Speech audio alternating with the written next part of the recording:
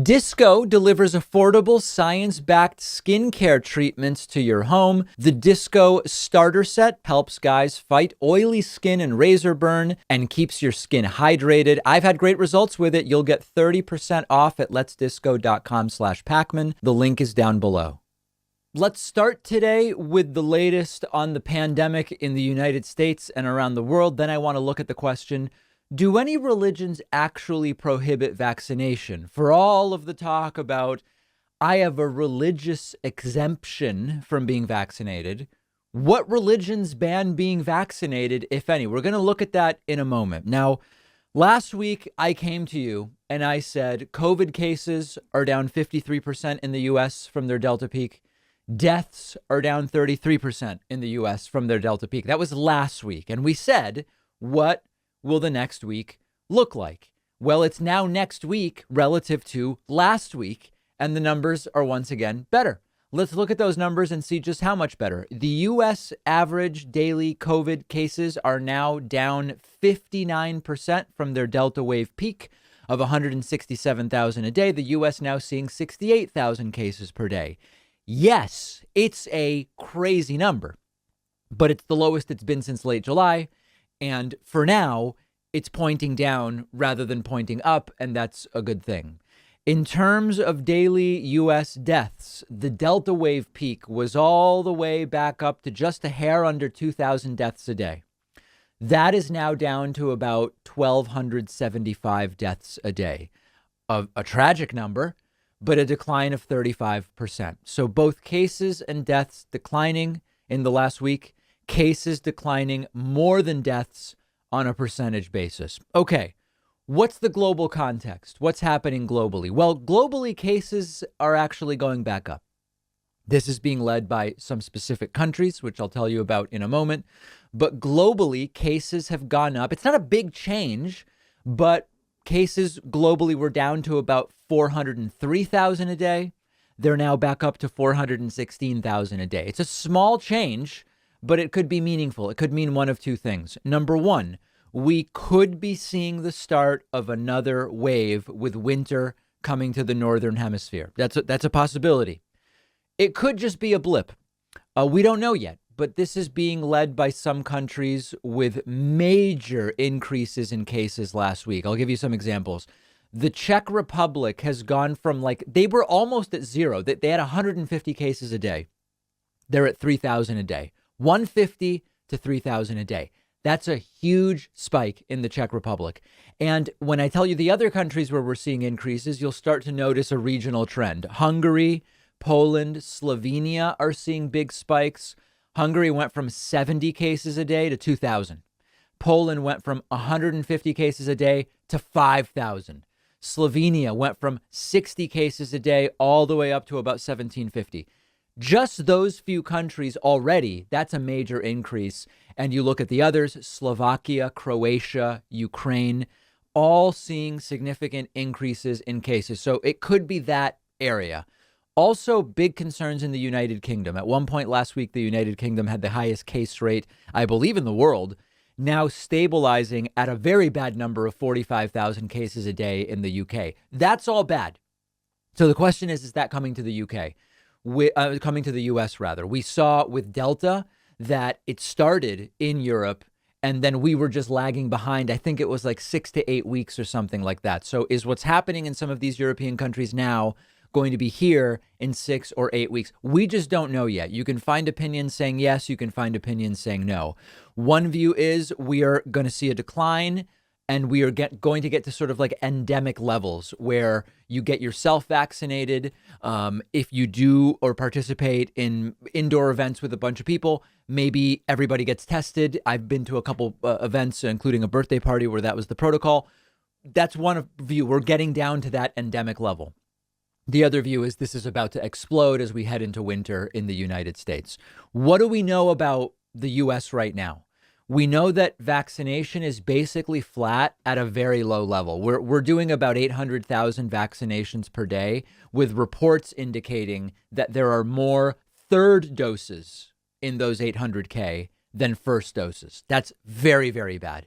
We know that we are believed to be very close to vaccine approval for 5 to 11-year-olds, an FDA panel recommending that approval yesterday. And now we're just waiting for broader approval. It could be that we start vaccinating 5 to 11-year-olds as soon as next Friday.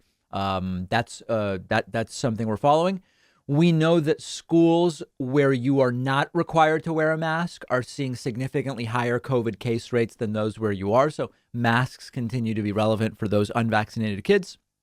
Also new, the CDC is now saying that some immunocompromised people can and should get a fourth COVID shot. That is not something that was previously discussed in any great detail. And now the CDC is saying, yeah, it's not just a third dose for some immunocompromised people. We should be looking and even starting to do fourth doses. So we're going to follow all of this. Cases down here, but increasing globally. And the question is, are we headed for a very dark winter, or are we headed for a not so bad winter with things being essentially everything open? Some places with vaccine requirements, some places vaccine or testing requirements, etc., as we've been seeing. So we will continue to follow it. We'll see where we are. By next week, we could either be at 60% down from the Delta peak, or we could start to see a turnaround, which would not be very good.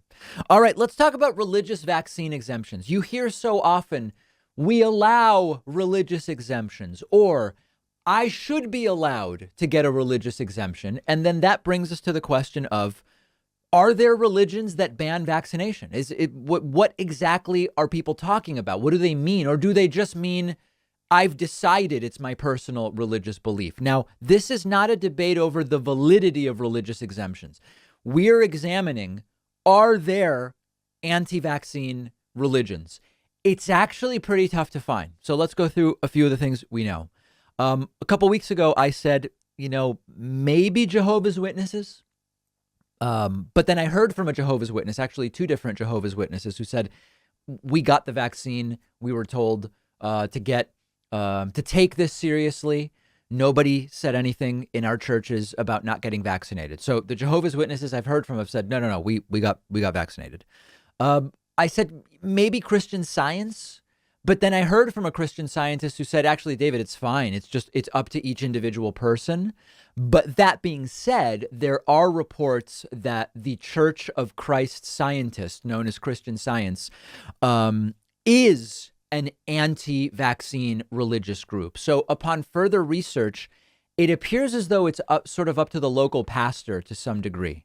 Now, I know that no matter what I say about this, someone will disagree. But the best assessment that I have right now is that with Christian Science, it is not necessarily anti-vaccine at the top level, but that there are individual Christian Science pastors who are taking positions against the vaccine. Now, PolitiFact looked at this, and PolitiFact found a few of what they identified as anti-vaccine religions, but the context was that Dr. Anthony Fauci had said, there are precious few religions that actually say you cannot get vaccinated. That was determined to be mostly true by PolitiFact. The summary is there are hundreds of religions, but in one tally, about 5 ban vaccination. People must prove their stances based on a sincerely held religious belief. Employers must accommodate it, but not if it would impose an undue burden on operations. And recent Supreme Court rulings indicate governments should seek alternatives to mandates. So what does PolitiFact say? PolitiFact says, Vanderbilt University Medical Center's review of immunization and religion identified a small subset of Christian faiths that oppose vaccination on theological grounds. There are 5, a group that includes the Dutch Reformed Church, Church of the Firstborn, Faith Assembly, and End Time Ministries. This is not comprehensive. Now it says, Many people might instantly think of Christian Scientists. While many Christian Scientists rely on prayer for healing, the Christian Science Church offered guidance to members on vaccines in 2019 and said for more than a century, our denomination has counseled respect for public health authorities and conscientious obedience to the laws of the land, including those requiring vaccination. Church leaders impose no decision on church members, but they encourage them to recognize the seriousness of public health. Church members are free to make their own choices on all life decisions in obedience to the law, including whether or not to vaccinate. Protestant faiths, Islam, Roman and Orthodox Catholicism, Judaism, Hinduism, Jainism, Buddhism, Jehovah's Witnesses, and more have no prohibition against vaccination. So what is the bottom line on this entire religious exemption thing? The bottom line is there are very few actual from the top vaccine prohibitions. There are anecdotally individual pastors who will rant and rave in churches and say, we're not bringing the vaccine here. It's the mark of the beast, this type of thing. So when we've seen that, it's typically a random individual evangelical pastor in, Georgia or Ohio or whatever, who is saying, don't get it. It's bad, bad, bad. And by the way, vote for Trump. But that is an individual pastor. It's not actually from scripture. So I think the takeaway here is we're not even getting into the debate over the validity of religious exemptions. California has made it very difficult to even get one. But what we are pointing out is when someone says it's against my religion, we should ask more questions and say, okay, well, all right, what is your religion? What is the scripture that says it's against your religion? Now, in a purely empirical standpoint, it really doesn't make a difference whether it's in scripture or not, or whether it's a pastor saying it or not. Like, what I mean by that is scriptures held up as supposed holy texts are just that, supposed holy texts only if you believe that religion. It's sort of like trying to impose what the Bible says on someone who doesn't believe in the Bible. It's sort of like, well, I don't care what the Bible says because it doesn't apply to me. I don't care about that. And in the same way, it's not really that different from a random pastor saying, we're not getting vaccinated here. Don't get vaccinated. The vaccine is bad from a validity standpoint. But I think the main takeaway is a lot of the people claiming religious exemptions, they're not really based in anything other than maybe a ranting pastor at their church. So that's what it is. Very tough to find actual religious opposition to vaccination. Take it for what it is. And if you have anything anecdotal to share about this, about your church or your community or whatever, find me on Twitter at dpacman. I would love to hear from you about it. One of our sponsors is Disco. There are so many different types of bogus skincare products for men out there. What you really want to go with is just something affordable, effective, and created by dermatologists. That's why we have Disco, which delivers the science-backed, over-the-counter skin treatments that dermatologists recommend to their patients every day. The Disco Starter Set is a simple way to take care of your skin in 3 quick steps. The Face Cleanser Stick fights oily skin. The Exfoliating Face Scrub prevents razor burn. And the Face Moisturizer keeps your skin hydrated. Disco can also help with ingrown hairs, dry skin, acne, and other things. You just need 60 seconds a day. I've been using it for a while now. I'm seeing a noticeable difference. Maybe you can even tell. Check out Disco. Try out the products for yourself. You will like the results, and you'll get 30% off when you go to letsdisco.com/Pacman, or just enter the code Pacman. The link is down below. I don't know that I've mentioned before that our program does depend on the support of viewers and listeners to the podcast, people who watch clips on YouTube or listen to us on the radio, watch on Free Speech TV or one of our various television affiliates. And the best way to support our program is to sign up at joinpacman.com. We have great perks. We recently did one of our viewer town halls where our members get priority in speaking to me. We do an extra show every day for our members and so many other great things. You can sign up today at joinpacman.com. All right, I want to follow up. This Neil Cavuto thing has gotten really, really interesting. Yesterday, we talked about Fox News host Neil Cavuto literally begging his audience, supplicating, saying, get vaccinated, stop the politicization of vaccines. And he has been essentially ignored by his entire network. Now, Neil Cavuto is in a particular health situation. Neil Cavuto has had multiple sclerosis for quite some time. He had heart surgery.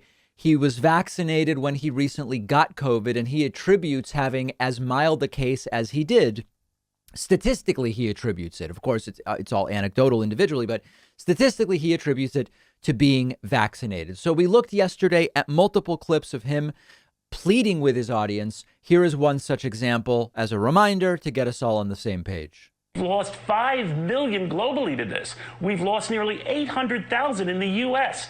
Take the political speaking points and toss them. For now, I'm begging you, toss them and think of what's good, not only for yourself, but for those around you. If you don't want to do it for yourself, if you think it's a pain in the ass, I get that. Right. But think of others around you. I dare say people who experience this or seen loved ones who've been affected by this or heaven forbid die from this are not judging the wisdom of mandates. They're wishing they got vaccinated. And they didn't. Don't let that happen. So we suspected that based on the reaction from other shows, which was to say nothing about this, shows on Fox, to say nothing about this and just keep hammering about vaccine mandates and protests and all of this different stuff. We suspected that his audience might not like this. And in fact, that's the case. So yesterday, there were some responses to Neil Cavuto begging his audience about the vaccine shared. And some people in his audience want him dead. Now, I receive death threats all the time on this show, and many people in media do.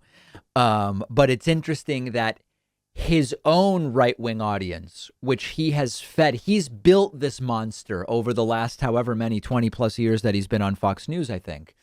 The people that want me dead are never people that were on my side. The people that seem to want Neil Cavuto dead are people that were fine with him. They were viewers of his show. So let's take a look at it. He shared some of these yesterday. We've got TJ, who also emails. It's clear you've lost some weight with all this stuff. Good for you. But I'm not happy with less of you. I want none of you. I want you gone, dead, kaput, finite, get it? Now take your 2-bit advice, deep six it, and you. Wow. That's rather harsh, Neil. Whoa. So, but I figured I'd relay that to you. For the Sopranos prequel? Jeez. Yeah, it does sound kind of like that. Okay, now we got Vince. Vince tweets, hey guys, I bought a new car after being told it was the best. Then it blew up after I left the car lot. So now I'm begging everyone to please buy the same car. Sorry, I was just pretending to be Neil Cavuto. So I guess that the implication is Cavuto only wants other people to get the vaccine because he got it and the vaccine is terrible. So he wants other people to experience the same bad stuff. I mean, it's crazy. It's bizarre. Which I think is being a little sarcastic there in that last tweet. You think? A little bit. Okay. A little bit. I know you love that. The cringy nature of the segment is not lost on me, by the way. Another tweet, PolitiFact bias. Neil Cavuto has been fully vaccinated for months and has been a vocal advocate about the safety and efficacy of COVID vaccines publicly and repeatedly on air. This is not a new position for him.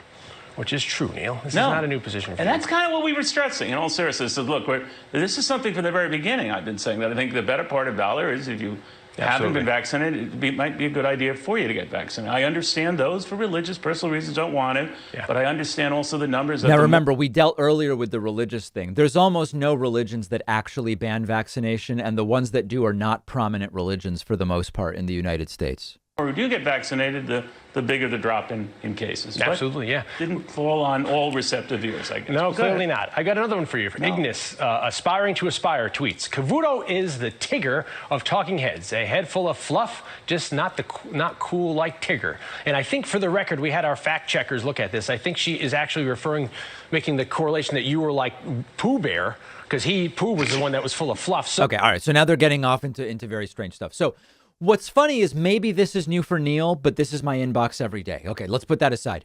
What's not funny is that part of this reaction to Neil Cavuto saying, get vaccinated, take the politics out, whatever. part of it is a result of coverage that Neil Cavuto has done. And in fact, yesterday, he did a story about vaccine mandates triggering protests. He signal boosted again that there are these wacky people going to rallies merely to advocate against vaccination. And the fact that that's gotten nonstop coverage on Fox News is part of what has built this monster. So maybe don't cover that, Neil, particularly since he supposedly does sort of more of like a finance based show. I mean, so I think it's a great thing that Neil Cavuto is saying this on Fox. It's an audience that desperately needs to hear it. I'm not surprised that his audience turned on him. Listen, Trumpists, what was the thing that got Trumpists to turn on Trump? At that rally in, I don't even remember, was it Georgia? Was it Wisconsin? A couple months ago, when Trump said, I recommend the vaccine and freedom too, but I recommend it. That completely vile, committed Trumpist audience booed Trump. So we know that this is something that will get the crowd to turn on you. But you can't ignore the fact that Neil Cavuto has also participated in some of this very same stuff through the story choice that he's done on his program. So that's what's going on. Not a big shock that this is the way that his audience is reacting. What may come as a shock to some, but not others, is new testimony from Dr. Deborah Birx. Remember Dr. Birx, prominent figure early in the pandemic response under the Trump administration? Dr. Deborah Birx now says the Trump administration could have prevented 30 to 40% of COVID deaths had Trump taken different actions and taken the pandemic more seriously. Newsweek report. Birx estimates Trump administration could have prevented 30 to 40% of COVID deaths. The Trump administration's former coronavirus advisor, Dr. Deborah Birx, estimated that 30 to 40% of the 738,000 COVID-19 deaths in the U.S. could have been prevented had the White House taken necessary steps to curb the spread of the virus. In a closed-door testimony conducted by the House Select Coronavirus Subcommittee on October 12 and 13, Birx testified that more than 130,000 American lives could have been saved if the administration promoted mask wearing and social distancing in the early days of the pandemic. According to excerpts shared by the committee, Birx said, I believe if we had fully implemented the mask mandates, the reduction in indoor dining, the getting friends and family to understand the risk of gathering in private homes, and we had increased testing, that we probably could have decreased fatalities into the 30% less to 40% less range. Asked whether former President Donald Trump did everything he could have to handle the pandemic, Birx said no, and I've said that to the White House in general. And I believe I was very clear to the president in specifics of what I needed him to do. We suspected this, but we didn't exactly know how to quantify it. We knew, of course, we would have had deaths regardless. All countries have had them. But we suspected the numbers would have been lower had Trump taken this seriously. When Trump was saying we have 15 cases, which will soon be zero. I mean, at this point, a globally humiliating statement to have made. If he had been doing something instead of downplaying it, we knew the death count would have been lower. We just didn't know how much lower. The U.S. Postal Service had a plan to mail out masks to everybody, and it got shot down, all in the name of slowing down the Postal Service for the election and in not making it seem as though this was really a problem. And then, of course, you had the falsehoods and you had the misinformation spread during 2020. Those to this day are killing people. People who, because of the disinformation, refuse to wear masks.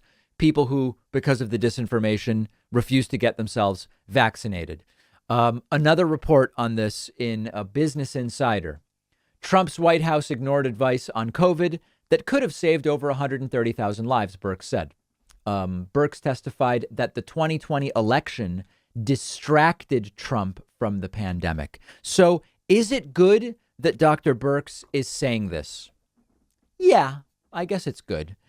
Was she a purveyor of disinformation during her time as coronavirus advisor? Absolutely. And we can go back and forth and say, well, she was in a really tough position, or she may have calculated, I need to stay because if I leave, this gets even worse. But remember that completely bizarre interview where she said Donald Trump is just amazing at paying attention to the facts and making decisions on that basis on COVID. And we looked at it and we said, what the hell is he talking about here? What on earth is this? This doesn't make any sense whatsoever. And yet she continued to insist, no, he's doing now. Okay. Later, it was intimated, it was said, it was suggested, she was in a delicate situation. There was only so much she could say. But I mean, you guys remember this stuff, right? And then I see the disinfectant. Is there a way we can do something like that by injection inside? Supposing you brought the light inside the body. Right. You guys remember all that stuff. And Dr. Birx, she looked confused, but she continued to run interference for that administration until it was too late. So great. She lets us know that we were right in what we suspected. Trump not only could have prevented 30 to 40% of deaths, by the way, he could have easily sailed to re-election by doing it. As I've said many times before, COVID was a major drag on Trump's re-election, which ultimately didn't happen, and he lost. He lost badly in the popular vote to Joe Biden, but it was only a few 100,000 votes in a few states that electorally handed Donald Trump a defeat. If from day one, Trump had simply said, we are really going to take this as seriously as anyone. Listen to these doctors. Wear your masks. We've got Trump masks. It's so stupid, but if he had done that right away, he would have sailed to re-election and we would have saved many, many people. So Dr. Birx certainly deserves criticism, as we've said before, but there is no question that not only could Trump have saved people, he could be president right now if he had better handled it. Let me know your thoughts. We're going to have more coverage of this on the David Pakman Show Instagram. Make sure you're following us there at David Pakman Show. You can follow me on Instagram at david.pakman. We will get to the latest on the January 6th committee after this short break. Don't forget that the best way to support the David Pakman Show is by becoming a member, which gives you access to the daily bonus show, the regular show with no commercials. You also get access to our entire archive of every episode dating back a really long time and plenty of other awesome membership perks. Go to joinpakman.com and use the coupon code BETTER21 for a huge discount. Joinpakman.com. So on Sunday night, this Rolling Stone story broke, written, researched by Hunter Walker.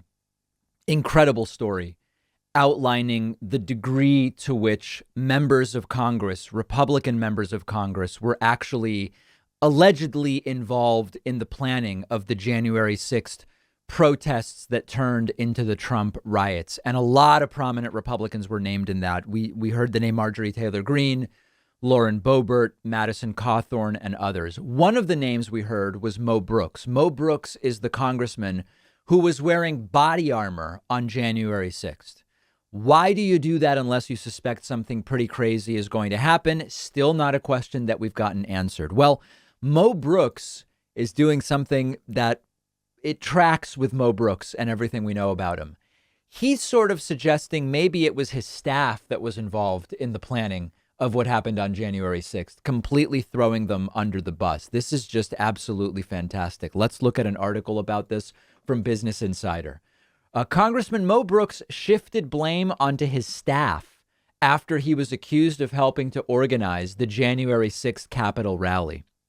Mo Brooks shifted blame to his staff over his alleged role in planning the Stop the Steal rally. Two planners told Rolling Stone that Congressman Brooks had been in contact with organizers for the event. Brooks said he had no involvement in planning it, but maybe his staff had a role. I don't know if my staff did. We actually have a tweet. Melanie Zanona, who's a Capitol Hill reporter for CNN, tweeted, Representative Mo Brooks told me he had no involvement in planning the January 6th rally, but said, I don't know if my staff did, but if they did, I'd be proud of them for helping to put together a rally lawful under the First Amendment at the Ellipse to protest voter fraud and election theft. Brooks was responding to a Rolling Stone report that, as we told you, identified him as one of the lawmakers involved in planning the rally outside the Capitol. Brooks spoke at the event, telling the audience to start, quote, taking down names and kicking ass. He wore body armor as he spoke, Slate reported in July. Shortly afterward, as we now know, hundreds of pro-Trump protesters stormed the Capitol in a challenge to the certification of Joe Biden's election victory. So why is Mo Brooks doing this? First question, is this an act of desperation by Mo Brooks throwing his staff under the bus as his best defense? It may be an act of desperation. And what this relates to is the committee and the investigation that's going on into January 6th. And the article actually mentions that. The news comes as the bipartisan congressional investigation into the events of January 6th heats up, with the panel moving on Monday to pursue criminal contempt charges against Steve Bannon, the former Trump aide who refused to share information about any role he may have played that day. Two people who planned we know this from the article Monday. Two people who planned the rally beforehand told Rolling Stone that multiple people involved in planning the Stop the Steal rallies communicated with members of Congress in the run up to the January 6th event, one of whom was Mo Brooks. The planners also said they'd been in communication with Congressman Paul Gosar, Lauren Boebert, Madison Cawthorn, Andy Biggs, and Louis Gohmert. Brooks has been identified as being involved in the planning of the Wild Protest, a separate event held on January 6th that sought to challenge Biden's election victory. In a now deleted live stream, Ali Alexander, who helped organize it, said Brooks, along with Gosar and Biggs, had come up with the idea for the protest. So there are so many different ways in which Mo Brooks is being implicated here, but just do a sniff test. Do just a basic gut check. He wants us to believe that he had no idea anything might go down. Even if his staff were involved in planning this, he didn't know. He would be proud of it, but he didn't know. But he just decided to wear body armor on January 6th, just in case. It doesn't pass the sniff test. You've got to just sometimes do a gut check and say, is this even theoretically plausible? And it's not. And it's not. So are there going to be consequences for someone like Mo Brooks? No, probably not. Mo Brooks is in quite a safe seat, and it doesn't seem that his constituents have any real interest in removing him. In November of 2022, that continues to be the trend where we learn more and more, and yet there seems to be very little appetite from the people who could actually impose consequences on these folks to really do anything about it. We're going to talk about that a little more, but now let's go to another revelation regarding this Trump Riot Committee. And as the previous discussion mentioned, this is a committee that is really ramping up over the last 7 to 10 days. That, I believe, is part of why you're seeing increased desperation from these people, including saying, I don't know, maybe my staff was involved, which would be fine, but it definitely wasn't me. I had no idea, but I did wear body armor. None of these things make any sense. The desperation, the completely kind of unhinged nature of the allegations that they're making is clearly related to this committee ramping up. Let's talk about that next. A new report from CNN. At least 5 former Trump White House staffers are talking to the House January 6th committee. This is a report from CNN's Caitlin Collins filed yesterday, and it contains some very interesting reports. At least 5 former Trump administration staffers have voluntarily spoken with the House committee investigating the January 6th attack on the Capitol. Now, voluntarily has a lot wrapped up in it. Some are interpreting voluntarily to mean these are Trump staffers who have turned, who are, it has weighed on their conscience what they know. And so they came forward and said, I want to speak. That is not what voluntarily necessarily means. Voluntarily means they weren't subpoenaed. That's all that we can say for sure voluntarily means.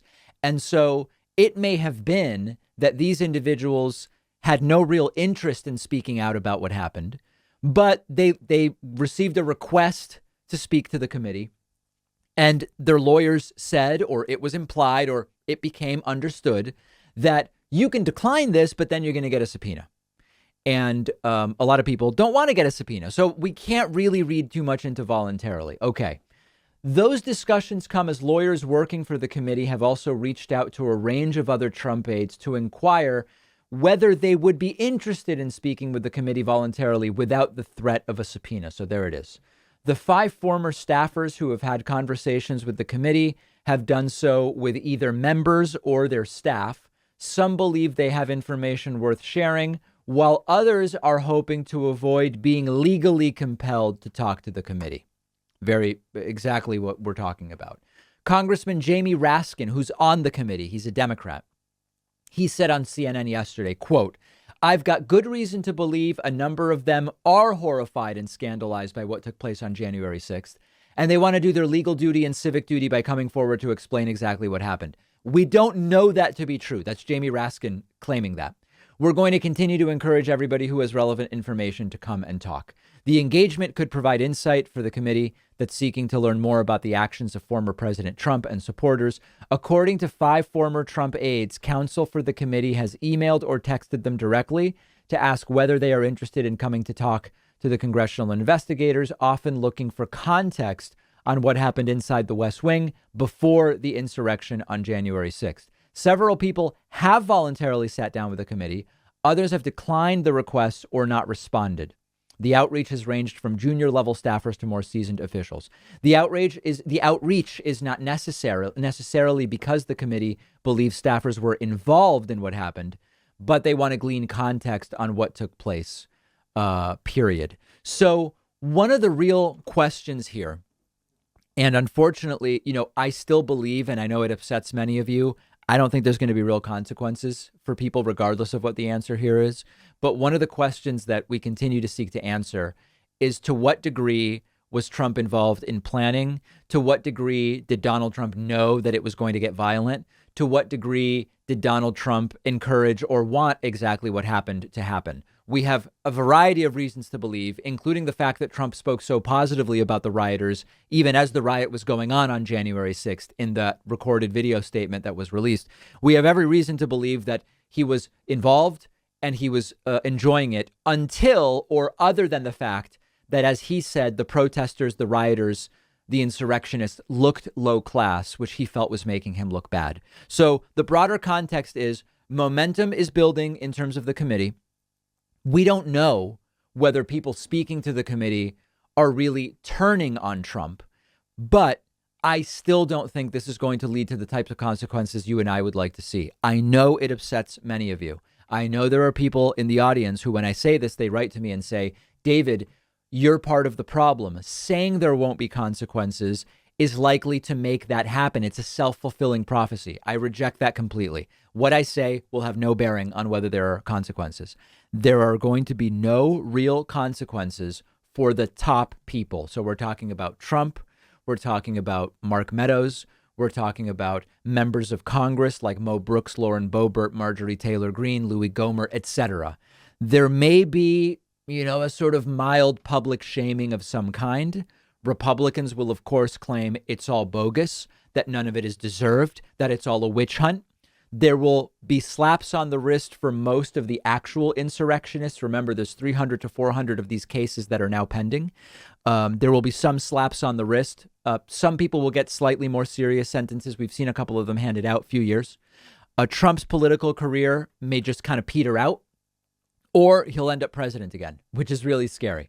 And at the end of the day, this is not going to so damage Trump that the potential to be president again will be eliminated. It may just not happen. It may deflate Trump. If this gets really bad, if what we learn is really damaging, it may deflate Trump. It may hurt Republicans in 2022, which itself functions to discourage Donald Trump from running in 2024. I hope I'm wrong. I hope that there are real consequences and that they are significant, etc. But it is certainly not seeming likely to me at this point in time. If you now, here's who I want to hear from. If you just want to say, David, stop repeating that, skip it. Don't email me. I get those emails all the time. If you want to explain to me the actual path for how it will happen and who will hold the members of Congress allegedly involved accountable, White House staff allegedly involved accountable, Trump accountable. Explain to me the sequence of events and how it will happen. I don't see it, but if you understand a path forward on that, I do want to hear from you. You can email info@davidpakman.com. If you value what we do at the David Pakman Show, remember to support us on Patreon. Go to patreon.com/David Pakman Show, where you can get access to behind the scenes videos, the daily bonus show, the commercial-free daily show, as well as special discounts on merch, including hats, hoodies, mugs, and t-shirts. You can support the show for as little as $2 a month. Check it out at patreon.com/David Pakman Show. All right, we're going to have a very instructive segment here on the concept of stochastic terrorism. Stochastic terrorism is something we've talked about many times before. The idea is that if you have a large enough audience and you put out radical ideas, you allude to drastic action or violence, that if your audience is big enough, it starts to become statistically likely that someone in that audience is going to take what you say and turn it into real world violence. One example is Glenn Beck years ago on his old program. Right-wing host Glenn Beck would constantly be ranting about the Tides Foundation. And his audience was big enough that eventually he actually convinced a guy to go and drive to the Tides Foundation with the goal of shooting it up. The guy was actually stopped, I believe it was by California Highway Patrol, on his way and said, yeah, Glenn Beck radicalized me. And that's why, we got to stop what these people are doing. One such organization that is doing this in a sense is this organization Turning Point USA, whose most prominent sort of spokesperson is a guy named Charlie Kirk. Charlie Kirk does not directly advocate for violence. And even in the clip I'm playing for you, he denounces someone in the audience who talks about using guns to kill these people. But what you have to understand is when you run a group like this and you do event after event with extremely radical ideas where you are telling the audience, the Democrats, the left, whatever, these are socialists, these are communists, these are oppressors, these are all these different things. These are all lies, by the way, that are being told. Of course, you are going to start radicalizing people in the audience who are eventually going to say, well, I should really do something about it. Some of those people will do something about it by voting. Some of them will do something about it by bullying people on the internet. And unfortunately, some percentage of the disproportionately gun-owning people in the following base of Charlie Kirk and Turning Point USA may turn to violence. And that's exactly what we have an example of right here. We are going to play a clip of an audience member who loves Charlie Kirk, who says, hey, when can we use our guns to kill these people? It's not a euphemism. It's not a metaphor. He literally is saying at a certain point, like, when can we start shooting these people? And what I want you to listen to is when Charlie Kirk denounces it, he doesn't denounce it because he's morally against shooting political opponents. Maybe he is, but he doesn't say it. He denounces it because he says that would be playing into what the left wants and it would give them justification to be even more radical. That's why Charlie Kirk denounces it. Look, this is everything that is wrong with the American right wing right now. Let's take a listen. Let's take a look. You ready? Yeah. You're brave. You're brave for what you say and the fact that you stand up there and say it, and I appreciate it. I think we all appreciate it, actually, because there's not a lot of people. So big Charlie Kirk fan calling him brave. What Charlie Kirk does and says is just, it's silly pablum. But this guy says it's brave. Okay. That have the balls to do it. But I want to ask you something a little bit out of the ordinary. So prepare yourself. At this point, we're living under corporate and medical fascism. Now that's not true. Okay, let's go. This is tyranny. When do we get to use the guns? No, and I'm not. That's not a joke. Now a lot of the crowd cheers, and this guy says it's not a metaphor. He's saying it literally. Look, I'm not saying it like that. I mean, literally, where's the line? How many elections are they going to steal before we kill these people? So, no, no, hold on. No, stop. Hold on. Now, I'm going to denounce that. I'm going to tell you why. Okay, so I'm going to denounce that, and I'm going to tell you why. Tell us, Charlie. Is it because it's wrong to do that? Because you're playing into all their plans. No, killing them with guns would play right into their plans. So we shouldn't do that. What about it being completely wrong and immoral and criminal? No, it would play into their hands. And they're trying to make you do this. That's okay. Just hear me out. You started with a compliment, so at least give me a little bit. They are trying to provoke you and everyone here.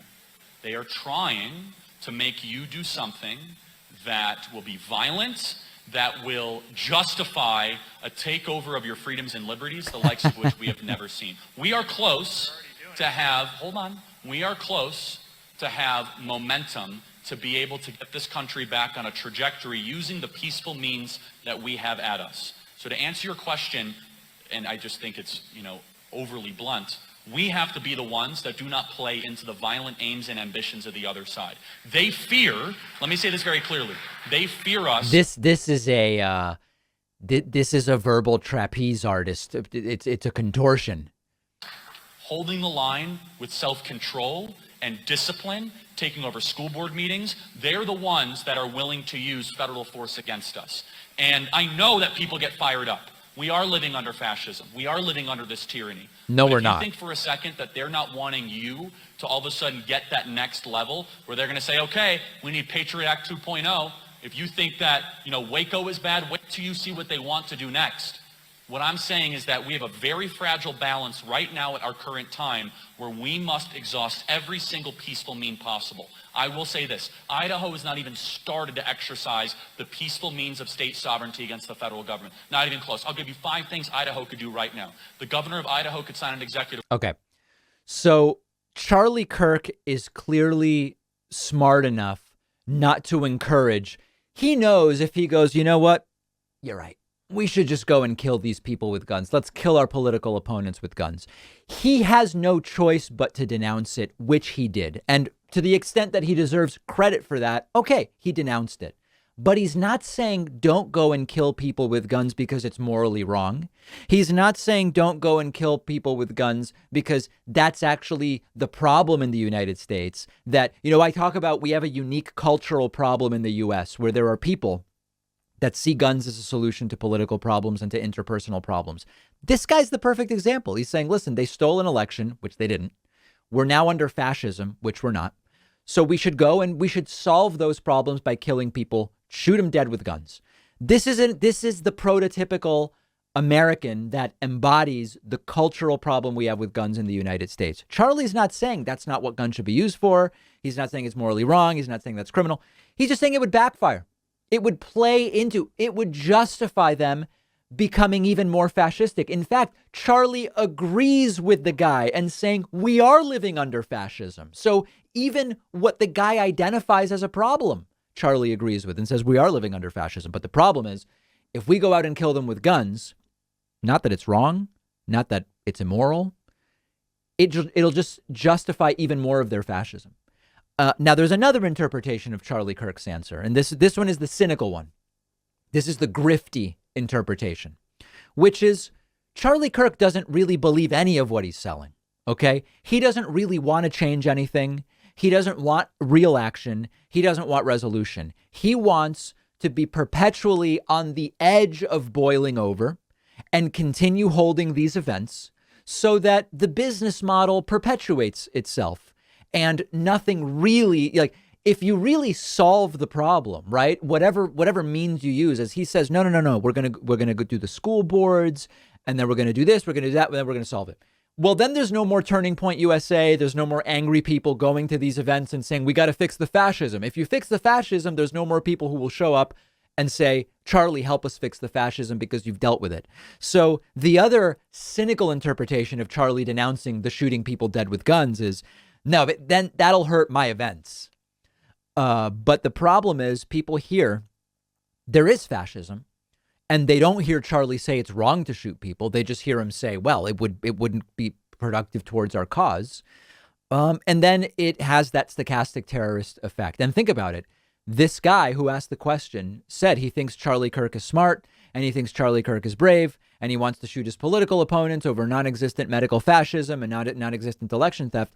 And he's not being told that it's wrong. He's just being told it wouldn't be good strategy. Well, he might just disagree on strategy, or maybe someone else in the audience does. Now, probably the FBI should have a look at the guy who asked the question. Does that guy own guns? I would assume almost certainly yes. What's going on with him emotionally? Is he stable? Is he likely to do something? That's someone who, in all seriousness, should be on the radar of authorities, of law enforcement authorities. When they tell you what they want to do, we should listen to them. And this guy is telling us exactly what he wants to do. He wants to solve problems he wrongly believes to exist, like that of a stolen election or medical fascism, by shooting people dead. Law enforcement should listen to that, and then they should investigate it. We have been talking, I'm not going to spend a lot of time on this next story, but I do want to follow up because people ask me, David, what's going on with those complaints against Marjorie Taylor Greene?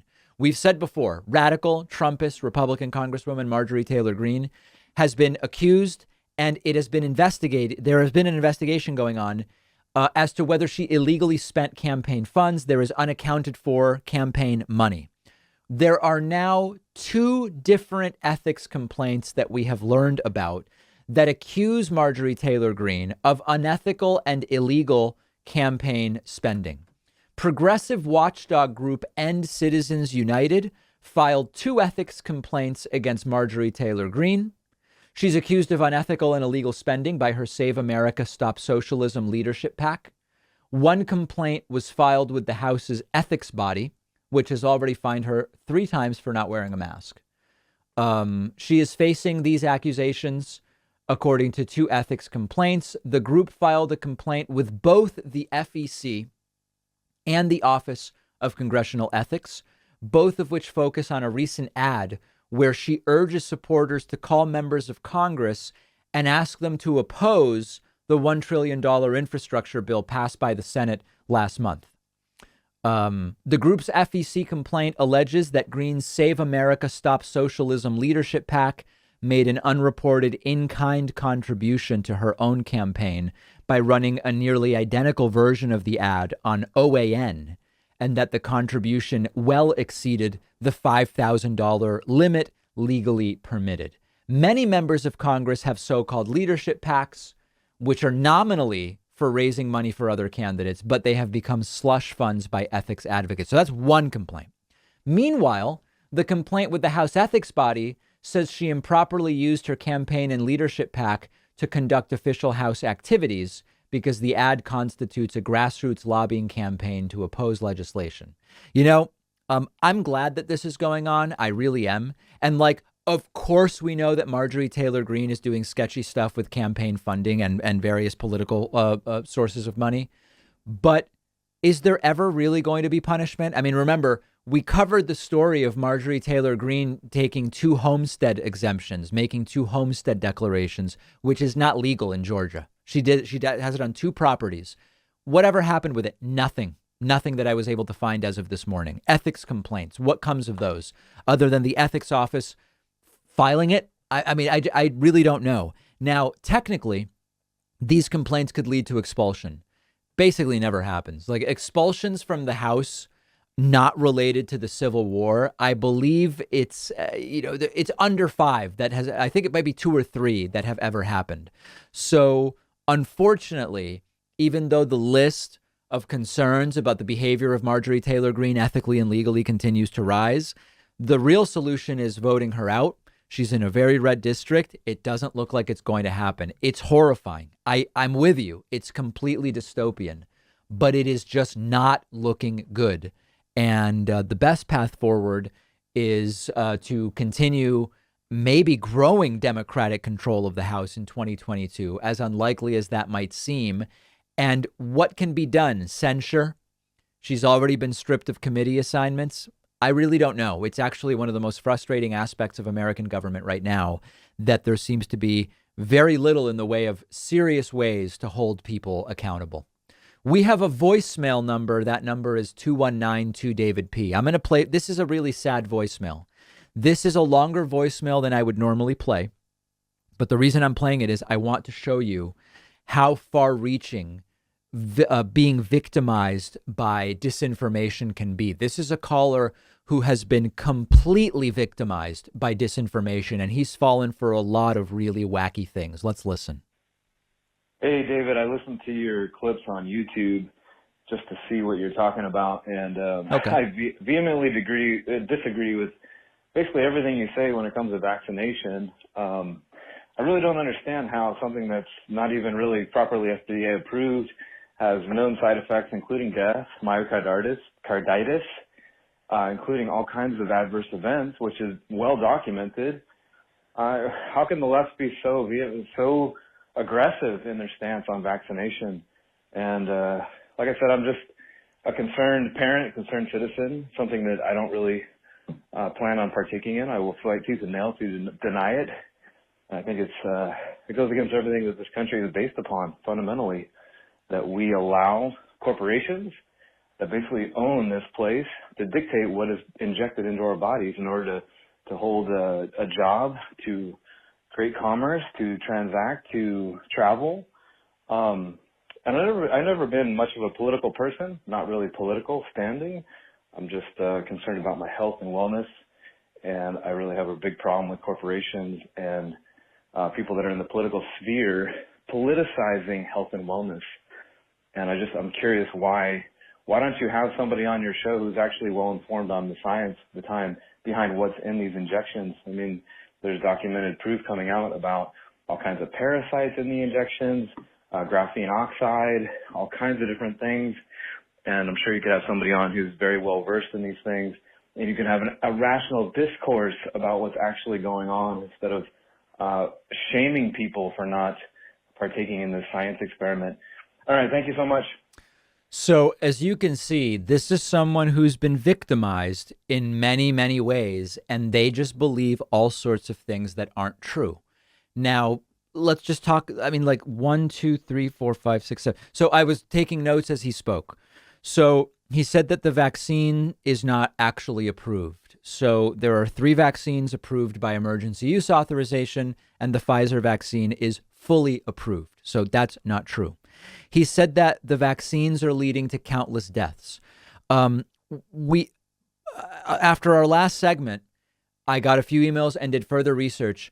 There are 3 deaths that are being investigated as to whether vaccine caused myocarditis, which led to death. It's being investigated. Okay. So compared to the number of deaths from COVID and of course the relative risk from the vaccine, it's close to 0. He said that corporations are dictating what you must have injected. I'm not aware of that. I'm aware of corporations saying, if you want to make the decision to work here, here are our requirements. And different corporations have required different vaccines for decades. That's not anything new. He said he's just concerned about health for his family and himself. Well, the best way to stay healthy when it comes to COVID is to get vaccinated. He said I could have a well-informed guest on to talk about the science. I have. We've had immunologist Isaac Bogosh, a doctor, and we've had arguably the top virologist in the country, Vincent Racaniello. Those are the experts. He said that the vaccine has parasites inside of it. That's not true. And then just to pick one to talk a little bit more about, he said the vaccines have graphene oxide in them.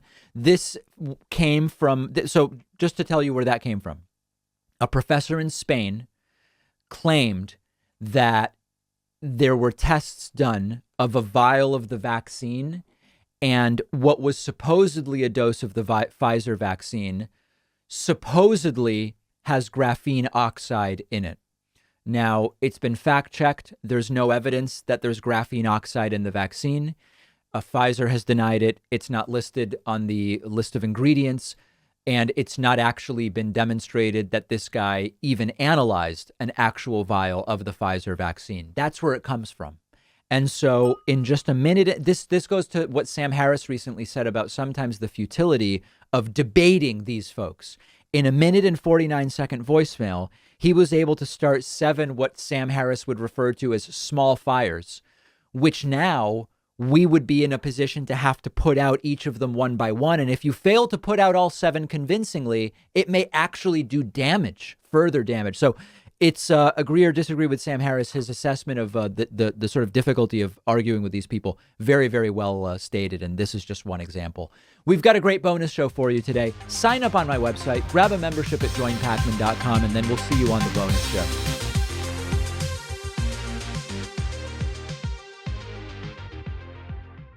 Thanks a lot for watching today's show. I just want to take a second to tell you about today's sponsors. Disco delivers affordable science-backed skincare treatments to your home. The Disco Starter Set helps guys fight oily skin and razor burn and keeps your skin hydrated. I've had great results with it. You'll get 30% off at letsdisco.com/Pacman. The link is down below.